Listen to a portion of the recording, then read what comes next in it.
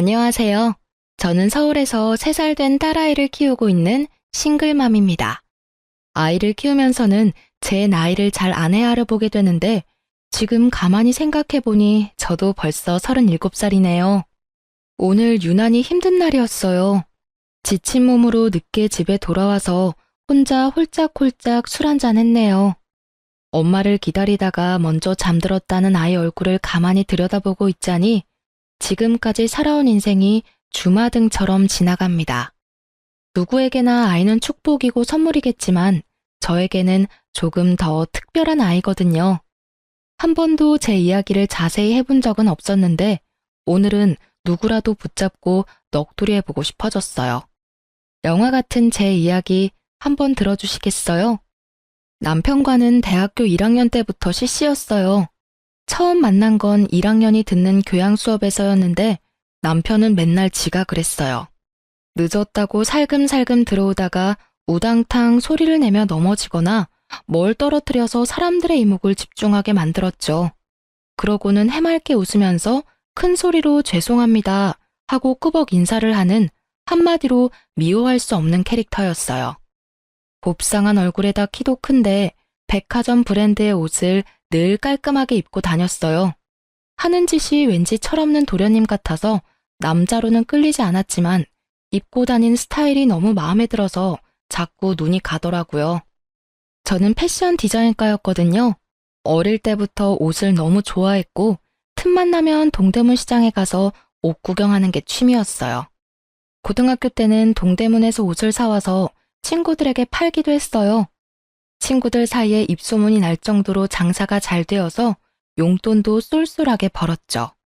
그렇게 패션 디자이너의 꿈을 안고 패디과에 진학했어요. 중간고사 때 남편이 제 노트를 빌려간 것을 계기로 서로 친해졌어요. 밥 한 번 같이 먹고 커피 한 잔 같이 마시고 수업도 같이 듣고 하다 보니 자연스럽게 연인이 되었죠. 남편은 그야말로 철부지 아들 같았지만 저에게 늘 대단하다고 말해주고 제 꿈을 진심으로 응원해 주었어요. 남편의 그런 모습이 저를 충만하게 해주었던 것 같아요. 저는 대학을 졸업하자마자 대기업에 취업했지만 회사에서 하는 일은 제가 기대하는 것과는 많이 달랐어요. 정말 실망스럽고 몸도 마음도 너무 힘들었지만 얼른 돈을 모아서 제 쇼핑몰을 하겠다는 생각으로 하루하루 버티며 살았어요. 그동안 남편은 공익근무요원 복무를 마치고 졸업을 하게 되었는데 그제서야 취업 준비를 시작했어요. 제대로 된 스펙 하나 없이 2년 넘게 서류 한 번 통과한 적이 없었어요. 그런데도 여전히 해맑고 걱정이 없는 것 같더라고요. 남편의 그런 모습에 이 사람과의 미래가 그려지지 않아서 이별을 고민하고 있을 때였어요. 그날이 발렌타인데이였는데 오랜만에 좋은 데서 밥을 먹자면서 호텔에 있는 레스토랑으로 데리고 가더라고요. 그런데 그 자리에 남편의 부모님이 나와 계셨어요. 부모님을 처음 뵙는 건 아니었지만 예상하지 못한 상황이라 좀 당황스러웠죠. 그런데 그 자리에서 더 당황스러운 이야기를 하시더라고요. 아무리 봐도 이놈이 취업하긴 글렀고 남의 밑에서 일할 수 있는 놈도 아니다. 그래도 우리 집이 어렵지 않으니 지 사업해보라고 뭘 하나 차려주고 싶은데 이놈 혼자 하라고 하면 하는 족족 말아먹을 걸 내가 안다. 오래 지켜보니 진이 너는 내가 이놈보다는 믿을만 하겠더라. 이 양반이 너희 사업 자금을 대주시겠단다. 우리가 도와줄 테니 진이 너 현빈이랑 사업 한번 같이 시작해보면 어떻겠니? 초기 자금으로는 모자라지 않을 만큼 지원하시겠단다. 너희가 이만큼만 나왔는데 더 미룰 것 뭐가 있니? 그냥 너희 결혼해라. 예물 예단 이런 헐에 생략하고 소박하게 가족들만 모여 시골리고 현빈이 아파트에서 같이 살면서 너희들 사업 한번 같이 해봐라. 남편의 집안 사정을 아주 자세히 알고 있지는 못했지만 경기도 근처에 대대로 물려받은 땅이 많고 20여 년쯤 전에 그 일부가 고속도로에 유입되면서 엄청난 보상을 받았다고 하더라고요. 친구들 중에는 남편 집안의 부를 부러워하거나 시기하는 애들도 있었지만 저는 사실 경제력을 알고 사귄 것도 아니었고 그를 만나면서 그 집안의 재산이 저와 관계 있는 일이라고 생각해 본 적은 없었어요. 그런데 이 남자랑 결혼을 하면 제 브랜드를 만들고 싶었던 꿈을 이룰 수 있다고 하는데 이게 현실 같지도 않고 한동안 그냥 멍해지더라고요. 그 자리에서 제가 무슨 이야기를 하고 무엇을 먹었는지 아직도 기억이 나지 않아요. 마치 꿈을 꾼 것처럼요. 이렇게 사업을 할 수 있는 기회는 제 인생에서 두 번 다시 오지 않을 것 같아서 솔직히 붙잡고 싶긴 했는데 꼭 돈 때문에 결혼하는 것 같아 제가 너무 속물 같더라고요. 그래도 저희 부모님도 동의하시고 친한 친구들도 저를 지지해 주었어요. 너무 갑작스럽고 둘 다 아직 어리긴 하지만 너희는 가장 순수할 때 만나서 6년이나 만난 사이잖아. 그만큼 오래 연애했으니 결혼하는 게 당연하지. 그런가? 나 돈 때문에 결혼하는 거 아니겠지? 그럼 절대 돈 때문에 결혼하는 건 아니지. 이런 기회도 아무에게나 오는 게 아니야. 이런 기회를 제안받은 것도 네 복인 거야. 정말 감사하게 받아서 현빈이랑 같이 사업 잘해봐. 그 다음에 다 갚아드리면 되지. 안 그래? 그렇게 우리는 결혼하게 되었고 작은 사무실을 하나 얻어 인터넷 쇼핑몰을 시작했습니다. 고등학교 때부터 사입하던 실력으로 예쁜 디자인을 독점으로 잘 뽑아왔고 제가 직접 디자인한 자체 제작 상품들도 판매했어요. 오랜 시간 꿈꿔온 일이었기 때문에 밤낮 없이 일해도 힘든 줄 몰랐어요. 남편은 명목상 대표였지만 역시 사업에는 크게 관심이 없었어요. 그나마 다행인 건 그래도 제가 하자는 대로 군소리 없이 따라준다는 것이었죠. 온라인 마켓으로 시작해서 2년 만에 오프라인 매장도 열게 되었는데 그런 과정에서 부동산에 대해 좀 공부를 하게 되었어요. 이렇게 저렇게 부동산으로 재테크를 하다 보니 작은 상가도 몇 채 얻을 수 있었죠. 자산이 늘어갈 때마다 시부모님이 주신 사업 자금부터 갚으려고 했어요. 이렇게 자산을 키울 수 있었던 것은 시부모님 덕분이라고 늘 생각하고 있었기 때문에 이자까지 더해서 몇 번이나 돌려드리려 했죠. 또 그렇게 해야 진정으로 제 사업이라고 할 수 있을 것 같았어요. 그런데 시부모님은 언제나 단호하게 거절하셨어요. 대신 부동산 자산을 아들 명의로 해달라고 하셨어요. 부동산이라는 건 아무래도 여자보다는 남자 이름으로 되어 있어야지. 여자가 주인이면 세입자도 그렇고 공인중개사도 아주 쉽게 보는 법이야. 그래, 그런 건 어른 말 들어 손에 대는 거 하나 없어. 돈 갚을 필요 없고 상가 명의만 아들 이름으로 해라. 그걸로 대신해. 회사는 시부모님이 돈을 대줬으니 남편을 대표로 세웠다지만 제가 만든 부동산 자산까지 남편 명의로 하는 건 아무래도 좀 억울했어요. 그래도 초기 자금을 갚는 대신에 그렇게 해달라는데 냉정하게 거절할 수가 없더라고요. 집안에 괜한 갈등을 만들고 싶지도 않았고요. 이렇게 모든 게 순탄한 것 같던 저희에게 딱 한 가지 마음대로 되지 않는 건 바로 아이였어요. 결혼 5년 동안 피임을 하지 않았는데도 아이가 생기지 않았거든요. 임신이 안 되는 게 좀 신경이 쓰이긴 했지만 많이 걱정하거나 임신을 하기 위해 일부러 노력하지는 않았어요. 언제든 아이가 찾아오면 기쁘게 낳을 생각이었지만 둘 다 나이가 젊었고 무엇보다 저는 아직까지 사업에 더 욕심이 있었기 때문에 임신 자체가 그렇게 급하진 않았거든요. 그런데 시가에서는 제가 30살이 되는 해부터 임신에 대해 엄청 걱정하셨어요. 시어머니는 저만 보면 임신 이야기를 하셨고 시아버지는 외손주는 남의 자식이고 친손주가 있어야 집안의 대가 끊기지 않는다는 것을 늘 강조하셨어요. 너무 듣기 싫은 이야기였지만 옛날 분들이니까 그런가 보다 하고 그냥 넘기곤 했는데 진짜 짜증나는 건 손이 신우였어요. 신우는 원래 은행에 다녔는데 출산하고 나서 육아를 위해 그만두었대요. 아이가 어느 정도 큰 다음부터는 다시 일을 하고 싶은데 재취업이 쉽지 않아 스트레스를 적잖이 받은 모양이에요. 그래서 시부모님이 작은 카페를 하나 차려주었는데 직원을 두고 운영은 하고 있지만 본인이 그렇게 애정을 갖고 있는 것 같지는 않았어요. 제가 보기에는 카페에서 일하는 것보다 뭔가 더 폼나는 일을 하고 싶은 것 같더라고요. 카페 일은 꼭 막노동 같다면서 자신이 이런 일이나 하고 있을 인물이 아닌데 출산한 것이 억울하다고 해요. 그러면서도 저만 보면 그렇게 임신하라고 난리였어요. 아이가 주는 행복이 얼마나 큰지 올케는 모를 거야. 아이를 낳아야 진정한 어른이 되는 거라고. 아유, 나는 아이 안 낳아본 여자들하고는 말이 안 통해서 좀 답답해. 올케, 1살이라도 어릴 때 애 가져야 돼. 나이 들어서 임신하면 기형아 확률이 더 높아지는 건 알지? 네, 저도 아이 생기면 낳을 거예요. 아이도 좋아하고요. 그러니까 하루라도 빨리 가질 생각을 해야지. 그러다 진짜 큰일 난다. 네, 제가 잘 알아서 할게요. 그러던 어느 날이었어요. 며칠째 감기 기운도 있고 컨디션이 영 좋지 않았는데 어쩐지 평소에 감기 걸린 것과는 뭔가 다르더라고요. 기분이 이상해서 혼자 임신 테스트기를 사서 해보았더니 선명하게 2줄이 나왔어요. 병원에 가보니 임신 5주 차라더군요. 그런데 얼마 안 있다가 갑자기 피가 쏟아지면서 자연유산이 되었어요.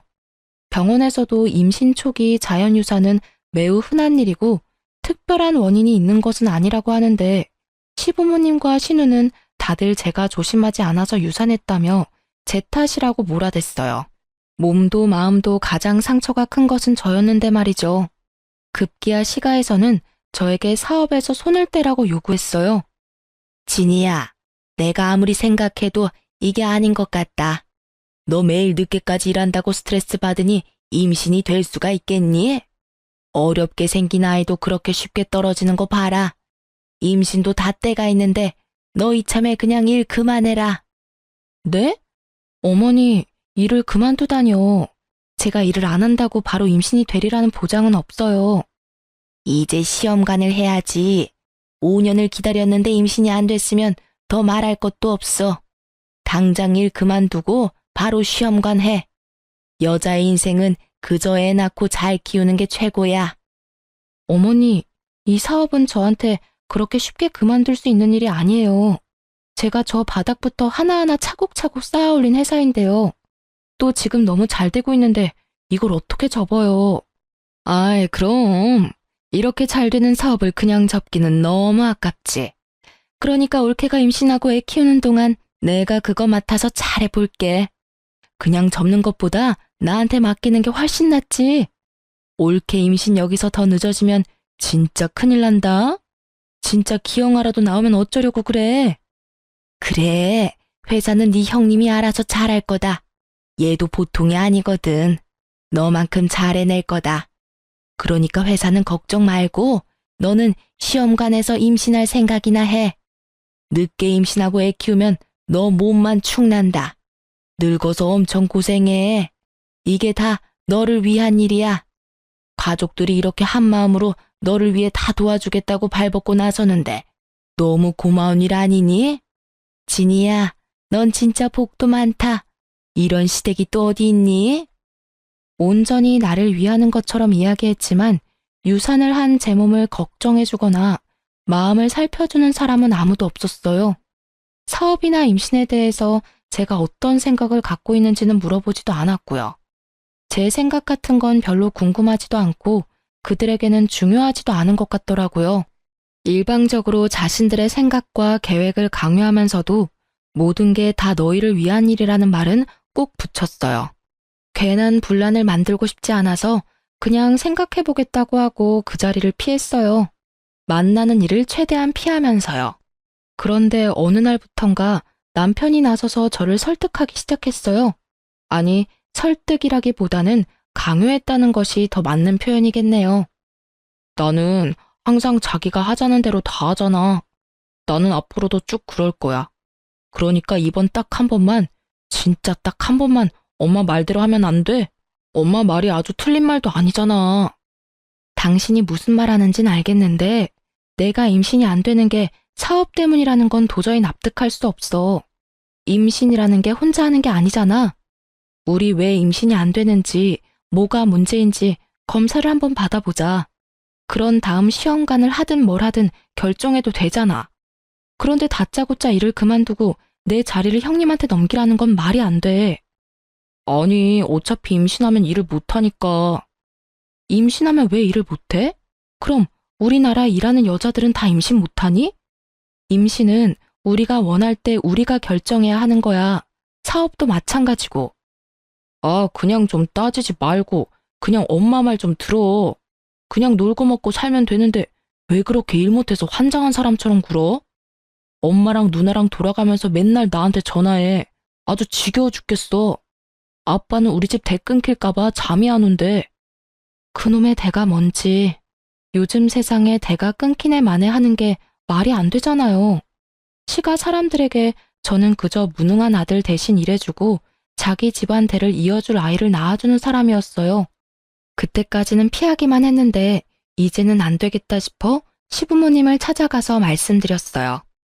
어머니, 저는 당연히 아이를 낳을 생각이긴 하지만 지금 당장 시험관을 하고 싶지 않아요. 먼저 왜 임신이 되지 않는지 남편과 함께 검사는 받아볼게요. 제가 아니라 남편에게도 문제가 있을 수 있잖아요. 요즘 남성 난임도 많다고 해요. 아니 얘, 우리 현빈이가 무슨 문제가 있다고 그래? 멀쩡한 애를 얘가 병신을 만드네. 임신이 남자 탓이 어딨니? 다 네가 일한다고 몸을 제대로 관리하지 않아서 임신이 안 되는 거지. 임신을 혼자 하는 것도 아니고 몸 관리는 저보다 현빈이가 더 안 하는 거 아시잖아요. 그건 검사 받아보면 알겠죠. 그리고 저에게는 지금 아이보다 사업이 더 중요해요. 물론 부모님이 도와주셨지만 제가 첫 삽부터 하나하나 제 손으로 쌓아올린 그야말로 제 자식 같은 회사입니다. 대표는 제가 아니지만 제가 다 키운 회사예요. 저는 그만둘 생각도 없고 형님에게 맡길 생각은 더더군다나 없습니다. 진작에 했어야 하는 일이지만 이참에 대표이사도 저로 바꿀 생각입니다. 뭐가 어쩌고? 참, 기가 차서 말이 안 나온다. 어쩜 이렇게 눈을 똑바로 뜨고 따박따박. 내가 나조차고 이런 소리 하는 거니? 다 너희들 좋으라고 하는 소리지? 됐다. 네 생각 아주 잘 알았다. 너 아주 잘났구나. 여자가 대표인 회사가 잘 돌아가겠다. 잘난 너희들 꼴도 보기 싫다. 앞으로 우리 집에 오지 마라.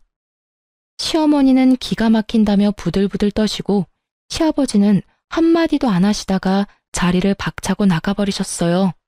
그전까지는 제가 한 번도 시부모님께 맞선 적이 없었어요. 충분한 초기 자금을 지원해 주셨다는 것 때문에 그분들에게는 저는 항상 빚을 진 기분이었거든요. 늘 고분고분하던 제가 이렇게 반기를 드니 당황하셨겠죠. 그날 이후 시가와는 물론 남편과도 사이가 좀 어색해졌어요. 신우는 하루에도 몇 번씩 전화를 했고요. 물론 잘 받지 않았어요. 전화를 받지 않으면 카톡으로 엄청나게 화를 쏟아냈어요. 뭐 읽기는 했지만 답을 하지는 않았죠.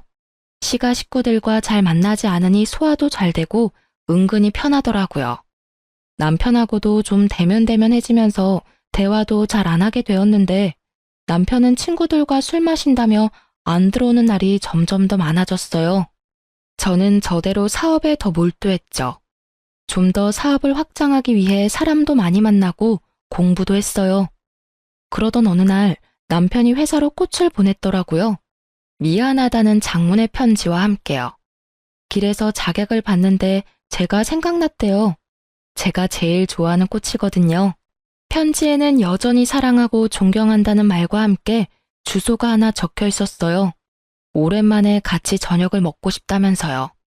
편지를 읽고 펑펑 울었어요. 그래도 고마운 분들이고 내가 사랑하는 사람인데 너무 제 생각만 한 것 같아서 미안한 마음이 들었어요. 그날 이후 저희는 다시 가까워졌어요. 남편이 저에게 애를 많이 쓰더라고요. 특히 지나가다가 생각났다면서 선물을 많이 해주었어요. 명품 가방이나 액세서리 같은 걸요. 또 친구들과 발리로 서핑 여행을 다녀오더니 저와 같이 가고 싶다고 휴가를 내서 여행을 가자고 하더라고요. 거기 너무 로맨틱하더라. 남자놈들하고는 바에서 술 마시고 서핑하는 것밖에 안 했지만 자기랑 같이 가면 수영도 하고 마사지도 받고 시장도 가고 너무 재밌게 보낼 수 있을 것 같아. 그동안 촬영만 하러 갔지 제대로 놀러 간 적은 없었잖아. 일은 잠깐 놓고 나랑 실컷 놀다 오자. 자기한테도 일 생각 안 하는 그런 시간이 필요해. 그렇긴 한데 곧 샘플 나와서 엄청 바빠질 텐데 그래도 될까? 딱 3일인데 뭐. 3일 동안 자기 없다고 회사 안 돌아가면 우리 회사 크게 잘못된 거야. 가끔 사장이 없고 그래야 직원들도 숨통이 트이지. 안 그래? 정말 그동안 신상품 촬영을 하거나 물건 구매를 하러 간 적은 있어도 여행을 위해서 어딜 가본 적은 없었어요. 그렇게 남편이 강제로 끌고 가다시피 해서 3박 4일 동안 일 생각 하나도 안 하고 정말 놀다만 왔어요. 문득 남편이 갑자기 이렇게 잘해주는 게 좀 이상하다 싶은 생각이 들기도 했지만 어쨌든 그 순간만큼은 너무 행복했어요. 이제 시부모님한테도 내가 더 잘해야겠다 싶고 회사 대표 바꾸는 것도 그냥 두기로 마음먹었어요. 행복은 그렇게 오래가지 않았어요. 돌아오는 길에 공항 세관에서 가방 검사를 받았는데 남편 가방에 제가 산 것들과 똑같은 것이 하나씩 더 들어있었어요. 면세점에서 산 팔찌도 똑같은 것이 하나, 현지에서 산 화장품도 하나, 시장에서 스타일이 독특해서 사온 원피스도 똑같은 것을 샀더라고요. 이게 뭐야? 왜 똑같은 걸 샀어? 아니, 그런데 언제 샀어? 자기야, 그러니까 내가 이거 설명해 줄게. 이거 누나 주려고 산 거야. 누나가 자기한테 좀 화가 많이 났더라고. 내가 풀어주려고. 누나한테 선물을 해본 적이 없어서 뭘 사야 할지 잘 모르겠는데 자기가 워낙 안목이 좋으니까 똑같은 거 사면 되겠다 싶었어. 그런데 자기는 누나 별로 안 좋아하잖아. 괜히 기분 나빠할까 봐 내가 그냥 몰래 샀어. 말 안 하고 사서 미안해. 아, 그래? 그랬구나. 그럼 나한테 말을 하지. 형님한테 더 어울릴 만한 걸 골라줬을 텐데. 누가 봐도 신우에게 어울릴 만한 것들이 아니었어요. 심지어 원피스는 사이즈도 맞지 않았고요. 평소 남편과 누나의 사이가 나쁘지는 않았지만 그렇다고 저 몰래 선물을 사서 기분을 풀어줄 정도로 다정한 사이는 아니었어요. 일단 알았다고 하고 넘어갔지만 이상한 기분이 들더라고요. 저 말이 안 되는 거짓말 뒤에는 누나가 아닌 다른 여자가 숨겨져 있을 것만 같은 직감이요. 남편은 저에게 더 애를 쓰더라고요. 선물 공세에 이어 술이 얼큰하게 취해 들어와서는 괜히 마사지도 해주고 생전 안 하던 집안일도 자기가 한다고 까불다가 엉망진창을 만들어 놓았어요. 이런 남편의 노력이 어쩐지 순수하게 느껴지지 않았어요. 뭔가 더 있을 것 같은 심증은 있지만 확증이 없으니 제가 괜히 이상한 의심을 하는 건 아닌지 혼란스럽기도 했고요. 그러던 어느 날 제 차가 리콜이 되어 남편 차를 잠깐 쓰게 되었어요. 우연히 남편 차의 글로브 박스를 열었는데 거기에 못 보던 핸드폰이 하나 들어있더라고요. 손에 들고 잠시 고민을 하다가 전원을 켜보았어요. 그야말로 판도라의 상자를 열게 된 거죠. 다른 여자와 나눈 뜨거운 대화들, 친구들이 아니라 그 여자와 다녀온 여행, 누나에게 준다던 선물의 인증샷까지. 남편의 외도를 너무나도 적나라하게 내 눈으로 확인했어요. 남자가 바람을 피면 오히려 집에 와서 잘해준다고 하더니 그 모든 것이 바람 피면서 저에게 쇼한 것이더라고요. 그날 밤에도 술을 마시고 늦게 들어왔는데 한 손에 꽃다발을 사들고 왔더라고요. 꽃다발 따위 쓰레기통에 처박고 싶은 심정이었지만 일단 물 한 잔 떠주고 이야기 좀 하자고 했어요. 왜? 무슨 일 있어? 얼굴이 왜 그래? 어디 아파? 병원 갈까? 저는 말없이 차에 있던 핸드폰을 내밀었어요. 남편의 눈이 2배는 커지더라고요. 이거 어떻게 자기가... 아니, 이거 내 거 아닌데? 이거 뭐야? 다 봤어. 그동안 쇼하느라 엄청 힘들었겠다. 발리에서 산 선물들 누나 준다더니 내가 아는 누나가 아니던데? 형님이 알면 서운하겠다. 남편은 어쩔 줄 모르고 동공이 마구 흔들리더니 갑자기 핸드폰을 집어던지고 골프채를 들어 물건을 때려 부셨어요. 왜 남의 물건에 허락도 없이 손을 대고 난리야. 아무리 부부라도 프라이버시가 있는 거 아니야? 내가 너 이래서 너랑 사는 게 정말 숨 막혀. 너 나 무시하잖아. 너 우리 엄마 말도 안 듣고 누나 전화도 안 받고. 내가 둘한테 얼마나 시달리는 줄 알아? 너는 너무 너 혼자 잘났어. 잘난 너랑 사는 거 나 진짜 힘들어. 오, 그래? 그랬구나. 나는 나만 너랑 사는 게 힘든 줄 알았는데 너도 그랬다니 다행이다. 이제 그만 살면 되겠네. 이렇게 마음이 잘 맞을 줄이야. 남편도 그랬지만 시가에서도 남편이 바람핀 것은 모두 제 탓이라고 하더라고요. 제가 남편과 시가를 무시하고 그놈의 임신도 하지 않았기 때문이라고요. 저는 그 길로 짐을 정리하여 집을 나왔고 남편의 외도를 사유로 이혼 소송을 냈어요. 부동산 자산은 남편 명의로 되어 있지만 제가 전적으로 형성한 것이니 제가 가져올 수 있도록 재산 분할을 청구했죠. 굳게 마음을 먹고 준비를 단단히 했지만 제대로 싸워보지도 못하고 허탈하게 끝이 났어요. 이혼 소송을 낸 지 한 달도 채 되지 않았을 때 남편이 새벽에 만취한 상태로 무단횡단을 하다가 교통사고를 당했거든요. 병원으로 옮겨져 3일 동안 의식이 없다가 결국 세상을 떠났어요. 정말 믿기지 않는 일이었죠. 시가에서는 이번에도 저 때문에 남편이 죽었다고 몰아세웠어요. 제가 이혼 소송을 내서 남편이 극도로 스트레스를 받았다면서요. 남편은 여자하기 나름인데 한 번쯤 용서하고 다독이지 못한 제가 천하의 나쁜 년이라며 원망했고 너도 벼락 맞아서 죽으라면서 저주하고 갖은 욕설을 퍼부었어요. 시어머니에게 뺨을 얻어맞기도 하고 머리카락을 뜯기기도 했어요. 남편의 사망은 저에게도 충격이었어요. 이혼의 귀책은 남편에게 있었지만 정말로 제가 소송을 낸 것 때문에 남편이 죽었다는 생각에 엄청난 죄책감이 들었어요. 그래서 욕하면 욕하는 대로, 때리면 때리는 대로 그냥 당하고 있었어요. 그들 말이 다 맞는 것 같더라고요. 그냥 이들 앞에서 내가 죽어버리면 이들에게 좀 위로가 될까? 그렇게 하면 내 죄를 용서받을 수 있지 않을까 하는 생각도 해봤고요.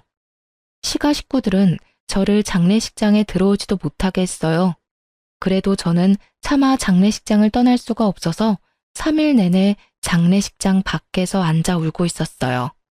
장례식장 밖에서 울고 있는 저를 찾아오는 사람은 손이 신우밖에 없었어요. 그것도 한두 번이 아니라 집요하게 찾아왔죠.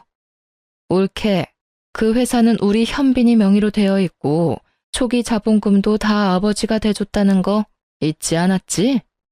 그러니까 서로 얼굴 붉히지 말고 미리 회사 정리하고 나가줬으면 좋겠어. 나중에 이야기해요. 나중에 이야기한다고 달라질 게 없어. 이게 내가 올케랑 상의하는 건 줄 알아? 그래도 그간의 정이 있어서 올케가 정리하라고 내가 기회를 주는 거야.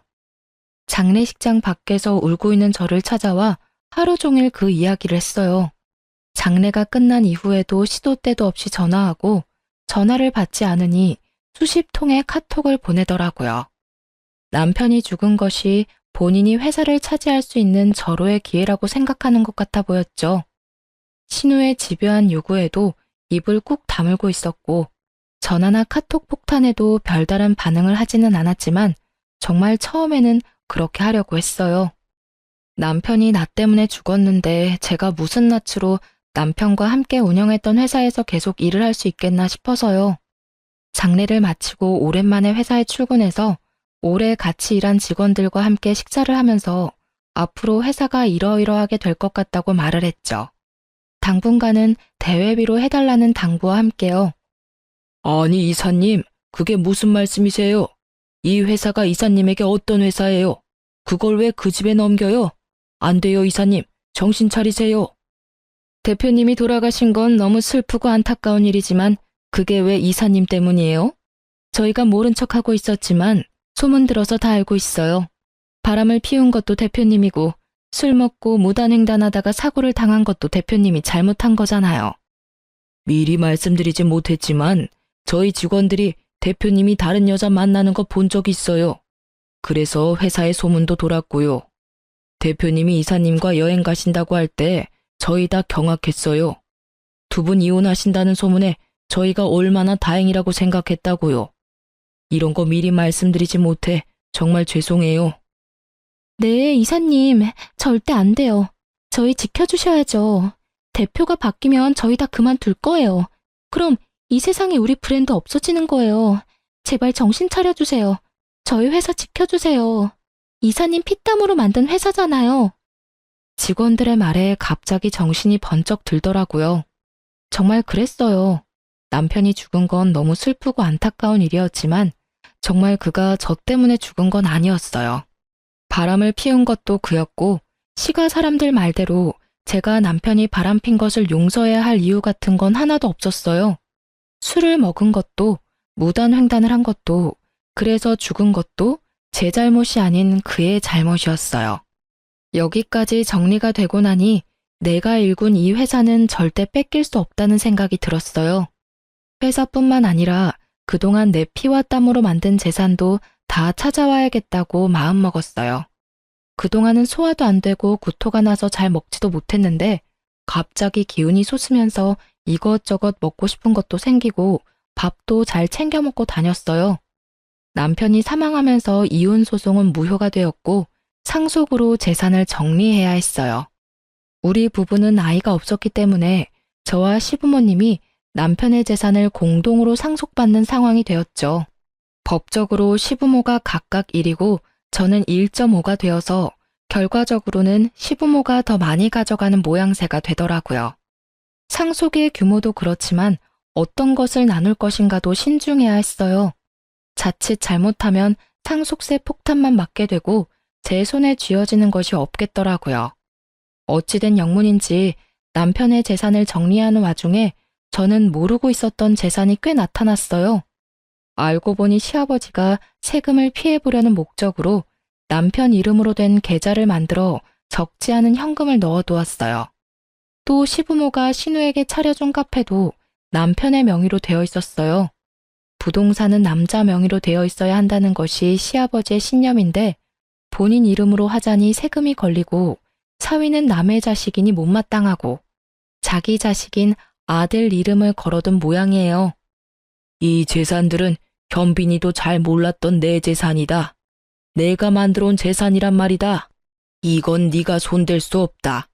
네 상속분에서 이 부분은 다 우리에게 돌려놔라. 내 아들이 너 때문에 죽었는데 이런 것까지 네가 다 가져간다면 그게 사람이겠니? 인두껍을 쓰고 어떻게 그래? 마음 같아서는 한 푼도 안 주고 쫓아내고 싶건만 평생 놀고 먹는 것밖에 할 줄 모르는 사람이었어요. 이 사람 앞으로 된 재산 다 제가 만든 것들입니다. 긴 말하지 않겠습니다. 법대로 하시죠. 남편이 상속받은 것보다 제가 불린 재산이 훨씬 많습니다. 제 것 분명하게 내놓으셔야 할 겁니다. 저런 사람 같지도 않은 것 같으니라고. 다 우리가 준 돈으로 시작한 것들인데 거기에 네 것이 어디 있어? 우리가 아니었으면 네가 무슨 재주로 그렇게 할 수 있냐고. 시부모는 거품을 물고 저를 비난했지만 저는 눈 하나 깜짝하지 않았어요. 당당했거든요. 처음에 시부모님이 돈을 내어주신 것은 맞지만 몇 번이나 돌려드린다는 걸 고사하고 거절한 것은 그분들이었으니 그 돈에 대해서는 제가 주눅들 이유가 없더라고요. 사실 결혼 생활 내내 뭔가 비친 것 같은 기분 때문에 저도 시가에 적지 않은 노력을 했어요. 좀 부당하다 생각되어도 시부모님 하라는 대로 고분고분 말도 들었고 해마다 때마다 물질적으로나 물리적으로나 저는 최선을 다했어요. 더군다나 밤낮으로 일해서 재산을 만들었고 매일 놀고 먹기만 하는 한량 같은 남편의 재산까지 제가 착착 불려주었잖아요. 저에게 수고했다 절을 해도 시원치 않은데 계속 비난만 하는 그들에게 저도 더 이상 당하지 않을 거라고 마음을 굳게 먹었죠. 제가 기여한 부분들을 증명해서 재산을 가져오기 위해 변호사를 고용하고 소송을 준비했어요. 변호사가 대리를 하지만 그래도 소소하게 신경 쓰고 자료를 찾고 준비해야 하는 일도 너무 많았죠. 그 와중에 회사는 계속 운영이 되어야 했으니 이런저런 스트레스가 너무 많아서 몸도 마음도 지쳐갔어요. 회사 하나만 지키고 나머지는 다 포기하고 싶은 생각이 들다가도 욕먹고 머리채 잡히고 얻어맞고 있던 순간들을 생각하면 바늘 쌈지 하나라도 더 빼앗아 오고 싶은 오기가 생기더라고요. 그야말로 악으로 깡으로 버텨가던 어느 날, 그날따라 유난히 피곤해서 아침에 일어나기가 너무 힘들었어요. 그래도 억지로 몸을 일으켜 회사에 출근한 것까지는 기억나는데 나중에 들어보니 제가 사무실 앞에서 쓰러졌다고 하더라고요. 직원들이 구급차를 불러 응급실로 옮겼다고 해요. 응급실에서 눈을 떠서 이게 무슨 상황인지도 파악이 잘 안 되는 와중에 의사에게 또 엄청난 이야기를 듣게 되었죠. 환자분, 이제 정신이 좀 드시나요? 임신 중이셔서 저희가 바로 약을 쓰지는 못했습니다. 큰 이상이 있는 건 아니고 과로로 의식을 잠시 잃으신 거라 수액 처치를 해드렸습니다. 나머지 수액 다 맞으실 때까지 좀 쉬시면 회복되실 겁니다. 다행히 아기에게는 전혀 지장이 없습니다. 그래도 임신 중에는 너무 과로하지 않으셔야 해요. 네? 지금 뭐라고? 아기? 임신이요? 제가 임신을 했다고요? 아니, 임신한 걸 지금까지 모르셨어요? 아이가 꽤 많이 컸던데요. 입덧도 있고 컨디션이 아무래도 달랐을 텐데요. 암튼 곧 산부인과 선생님 내려오실 거예요. 초음파 확인하시고 말씀도 들어보세요. 벌써 15주 정도가 되었다네요. 대충 따져보니 남편과 사이가 좋아졌을 때 생긴 아이였어요. 그동안 몸이 피곤하고 스트레스가 많아서 소화도 안 되고 입맛이 없는 줄만 알았어요. 평소에는 잘 먹지도 않던 복숭아가 먹고 싶어서 백화점을 2군데나 찾아다닌 날도 있었는데 그것도 스트레스 때문이라고만 생각했어요. 그러고 보니 허리선이 좀 둥실해지기도 한 것 같고 생리도 안 한 지 오래된 것 같은데 그동안은 정말 이것저것 신경 쓰고 여기저기 쫓아다니느라 저에게 관심을 두지 못했거든요. 몸 안팎으로 일어나는 변화에 대해서 미처 알아차리지 못했어요. 처음에는 정말 하늘이 무너지는 기분이었어요. 아이라니. 그동안 그렇게 기다리고 원할 때는 생기지도 않더니 왜 지금 이 시점에 아이가 생겼을까 싶어 하늘이 원망스러웠어요. 더군다나 남편은 죽었는데 아빠 없는 아이를 혼자 키운다는 게 자신도 없고 막막하기만 하더라고요. 아이는 이미 많이 큰 상태라 낙태도 어려운 상황이었고요. 처음으로 회사에 긴 휴가를 내고 며칠 밤낮을 집에서 울기만 했어요. 그날도 밤새 울다 지쳐서 늦게까지 침대에 누워 있었어요. 갑자기 제 배에서 뭔가 움직이는 느낌이 들더라고요. 잠옷을 걷고 가만히 배를 살펴보니 한 번씩 볼록볼록 튀어나오기도 하고 또 부르르 떨리기도 했어요. 그게 태동이더라고요. 아, 그때의 기분이란 정말 말로 표현할 수가 없었어요. 너무 신기하기도 하고 귀엽기도 하고. 한참을 크크 웃으면서 손가락으로 아기의 움직임을 따라다녔어요. 아기가 온몸으로 저에게 이야기하는 것 같았어요. 엄마, 나 여기 있다고. 엄마랑 잘 살고 싶다고. 엄마는 아기가 있는 줄도 모르고 여기저기 치이면서 전쟁을 하고 있었는데 그 와중에 혼자서 건강하게 제 뱃속에서 자라왔다고 생각하니 너무나도 아기가 대견해서 눈물이 쏟아졌어요. 지금까지보다 더 큰 소리로 엉엉 목 놓아 울었어요. 아기에게는 한없이 부끄러운 못난 엄마였지만 저 배꼽 아래서부터 단단하게 힘이 들어왔어요. 이제 더 이상 울지 않아도 될 것 같았어요.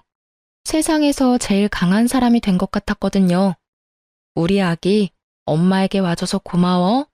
엄마가 널 지켜줄게. 엄마랑 행복하게 살자. 라고 속으로 다짐했죠. 뱃속의 아이는 딸이었어요.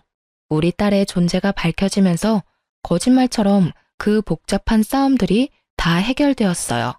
직계 가족이 생겨서 남편의 재산은 뱃속의 아이와 제가 100% 상속하게 되어 시부모와 지리멸렬하게 싸울 필요가 없어졌어요. 저는 그저 잘 먹고 마음 편안하게 지내면서 아이가 건강하게 태어날 수 있도록 지켜주기만 하면 되었어요. 그렇게 임신 타령을 하던 시가 식구들은 제가 임신했다는 소식에 얼굴이 하얗게 질리더라고요. 물론 이번에도 친우가 쌍심지를 들고 나서긴 했죠. 그렇게 안 생기던 아이가 갑자기 생겼다고? 그거 현빈이 아이가 아닐 수도 있잖아. 네가 바람 폈을지 누가 알아? 친자 확인해야지. 좋아요. 친자 확인해드리죠. 하지만 여기까지예요. 저는 더 이상 여러분들의 그 어떤 요구에도 응하지 않을 겁니다. 이제 남편이 없으니 서로 얽히지 말고 각자의 인생 잘 살아가는 것으로 해요. 그게 무슨 말도 안 되는 소리니? 엄연히 우리 손주가 있는데 핏줄이 끊어질 수 있는 줄 아니? 지금 제가 동의를 구하는 줄 아세요? 나머지 모든 절차는 각자 변호사와 해결하기로 하죠. 양수 검사를 통해 친자임을 확인했어요. 신우가 늘 그렇게 걱정하던 기영아 검사도 함께 했네요. 선천적인 유전자 이상 없이 아주 건강하다는 것과 99.9% 친자라는 당연한 결과서는 변호사를 통해 전달했어요. 아이와 친정 부모님과 함께 살 집을 새로 구했어요. 좀 더 넓고 마당도 있어 아이가 뛰어놀 수 있는 곳으로요. 이사도 하고 집도 꾸미느라 몸은 힘들었지만 아이를 만나고 함께 살 생각에 하루하루 설레고 신이 났어요. 아이를 출산하는 병원도 조리원도 시가에는 절대 알려주지 않았죠. 저를 남편 장례식에도 못 오게 한 것처럼 한 번만 아이를 보고 싶다고 간절히 부탁하더라도 변호사의 전원에도 절대 응하지 않았어요. 어차피 남편이 없으면 남인 사람들인데 더 보고 살 이유가 있나요? 아, 남편 명의로 되어 있던 신우의 카페는 법에 따라 제가 상속받았고 바로 팔아 처분한 다음 상속세 내는데 보태었어요. 크진 않아도 목이 좋은 상가라서 값은 제대로 받았네요. 우리 딸은 저를 닮아서 건강하고 아주 똘똘하답니다. 아이가 커가는 게 너무 아쉽고 아까운데 벌써 3살이 되었어요. 밥도 잘 먹고 말도 얼마나 잘하는지 하루 종일 아이가 종알대는 소리가 끊이지 않는답니다. 덕분에 어른들의 얼굴에는 항상 웃음꽃이 피어있죠. 저희 회사에는 아동복 라인이 새로 런칭되었어요. 딸을 생각하며 제가 직접 만드는 옷이니만큼 시장에서도 반응이 아주 좋답니다. 디자이너 딸답게 패션에 민감하고 까다로워서 신제품을 출시하기 전에는 꼭 딸에게 승인을 받아야 해요. 그러다 보니 저희 회사에서 제일 공을 들이고 있는 것이 아동복이 되었답니다. 이렇게 최선을 다해 키우고 있지만 한 번씩 아빠가 없는 것에 대해 아이가 어떻게 받아들이게 될지를 생각하면 가슴이 먹먹해지곤 한답니다. 아이가 어린이집을 다니기 시작하면서 아빠에 대해 물어볼 때가 많아졌거든요. 처음에는 아빠가 뭐냐고 물어보더니 그 다음부터는 우리 집은 왜 아빠가 없는지, 아빠가 어디 갔는지, 아빠는 어떻게 생겼는지 등등 물어보더라고요. 아빠는 하늘나라에 있는데 거긴 멋있고 좋은 사람들이 가는 곳이라고, 거기서 언제나 우리를 지켜보고 있다고 이야기해 주었어요.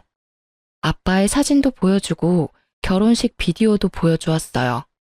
아이가 커가면서 아빠의 죽음과 우리 집의 상황을 건강하게 이해하고 받아들일 수 있도록 도와주는 것이 저의 숙제겠죠. 그래도 정말 우리 딸은요, 열심히 살아온 저에게 하늘이 준 선물이에요. 남편에 대해서는 아직도 분노와 원망이 더 크고 남편의 부재가 너무 크게 느껴져서 뼛속까지 외로운 날도 있지만 우리 딸은 그가 마지막으로 저에게 준 선물이라고 생각하고 있어요. 그가 준 수많은 선물 중에서 제일 마음에 드는 소중한 선물이요. 우리 딸 진짜 저에게 특별한 아이죠? 혼자서 아이를 키우며 일하는 것이 쉽지만은 않지만 저 열심히 그리고 씩씩하게 살아갈 겁니다. 그래서 우리 딸 보란 듯이 잘 키울 거예요. 여러분, 저 응원해 주실 거죠? 지금까지 제 사연 들어주셔서 감사합니다.